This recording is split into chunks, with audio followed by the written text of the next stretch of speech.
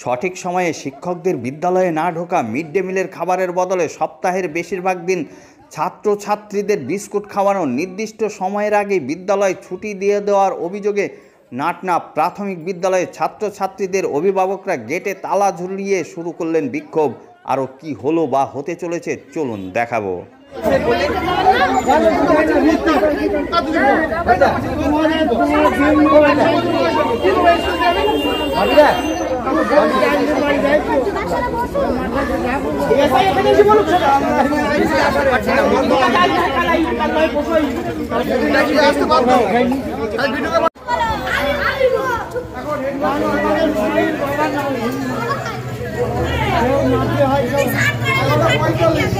Headmaster ঢুকছে আমাদের স্কুলে।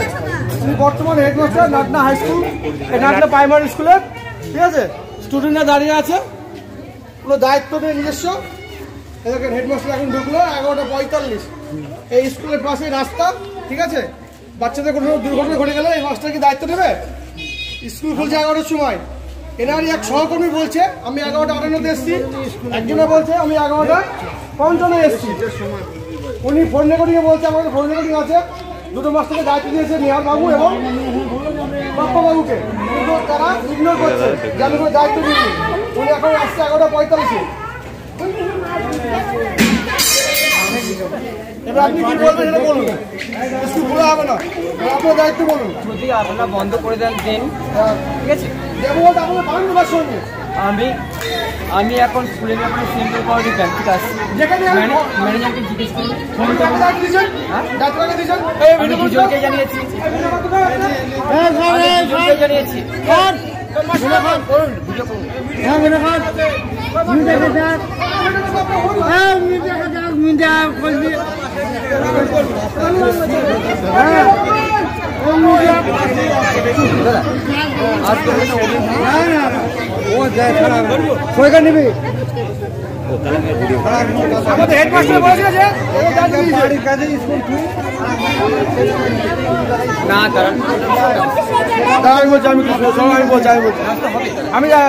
আমাকে বিভিন্ন জায়গায় যেতে হয়, আমি 9:54 নাগাদ লিখেছি। দেখুন আপনি যে এখানে বলুন, আপনি যে দায়িত্ব দিয়েছেন যে দুটো এক্সট্রা মাস্টার আছে আপনার সহকর্মী, তাদেরকে আপনি দায়িত্ব দিয়েছেন?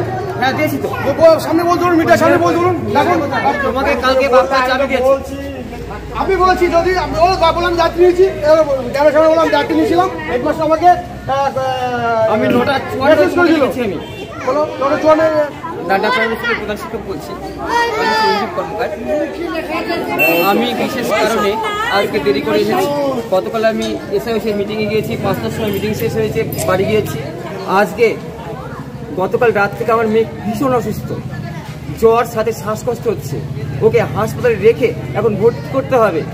আমি সেই অবস্থায় আমি জানতে পারলাম এখান থেকে যে আমাদের যে দুজন সহকারী শিক্ষক আছেন, নিহারঞ্জন বিশ্বাস এবং বাপ্পা দীপ্ত হালদার, তাদের উপর দায়িত্ব দিয়েছি এবং 9:48 আমি তাদেরকে মেসেজ করে জানিয়ে দিয়েছি যে আমার আজকে এই পরিস্থিতিতে ক্লাসে দেরি হবে। যে স্কুলের সহকর্মী টিচার বাপ্পাদিত্য হালদার, তার কাছে মিড ডে মিলের সমস্ত দায়িত্ব দেওয়া ছিল এবং সে চালাচ্ছিল। কিন্তু পরবর্তীকালে যখন আমি জানতে পারলাম যে মিড ডে মিল কেমন চলছে না চলছে, মিড ডে মিলে তুমি টাকা পয়সা তুলছো না, বলছে আমার পকেট থেকে আমি দিয়ে দিচ্ছি। বেশ কথা, ওর হয়তো সামর্থ্য আছে, দিচ্ছে, পরে ও তুলে সব দিয়ে দেবে। আর দেরি করার বিষয়টা আমি সকলের হয়ে ক্ষমা চাচ্ছি। দীর্ঘদিন হয়ে চলছে, দীর্ঘদিন ধরে এরকম। আজকে কত দিচ্ছি, আজ থেকে আমি বলে দেবো।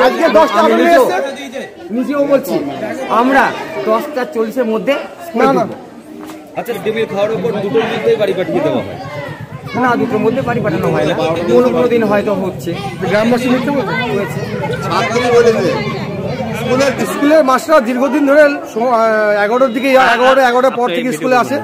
ওই জন্য আজকে আমরা স্কুলে তালা বন্ধ রেখেছি এবং বাচ্চাদের যে এই পাশে রাস্তা আছে, পাকা রাস্তা, এখানে বড় বড় গাড়ি চলে, বাচ্চারা হয়তো দাঁড়াতে পারে না, দাঁড়ানোর জায়গা নেই, হয়তো খেলা মিড ডে মিল ঠিকঠাক চলে না, সব কিছু প্রবলেম স্কুলে নিয়ে দেবো। এসআই কিংবা বিডিও যদি এসে সমস্যা না মেটায়, দীর্ঘদিনের জন্য স্কুল বন্ধ রাখা হবে। এখানে স্কুল বসে কারণ এদের স্কুলটাই হচ্ছে মাস্টারদের একটা আড্ডার জায়গা হয়ে গেছে, মোবাইল নিয়ে আড্ডার জায়গা, এটা স্কুল না। স্কুলে শিক্ষকরা কি টাইমলি আসেন? না, টাইমে আসে না। খাওয়া দাওয়া মিড ডে মিল না, ওগুলো কিছুই হয় না, সপ্তাহে মনে হয় 1 দিন 2 দিন রান্না হয়। তাহলে আর কদিন কি দেওয়া হয়? ওই বাচ্চাদের বিস্কুট ধরে দিয়ে 1:30টার মধ্যে ছুটি করে চলে যায়। আপনি আমাকে নিয়ম শিখাচ্ছেন? আমি কি শেখাবো বলুন? আপনি চলে গেলেন বিস্কুট দিয়ে চলে গেলেন। আমি এসডিও থেকে গেছিলাম। ডিএমও আপনাকে বলবেন যে স্কুল বন্ধ করার ক্ষমতা নেই ডিএমএ। আপনি 525 দায়িত্ব নিয়ে যাবেন।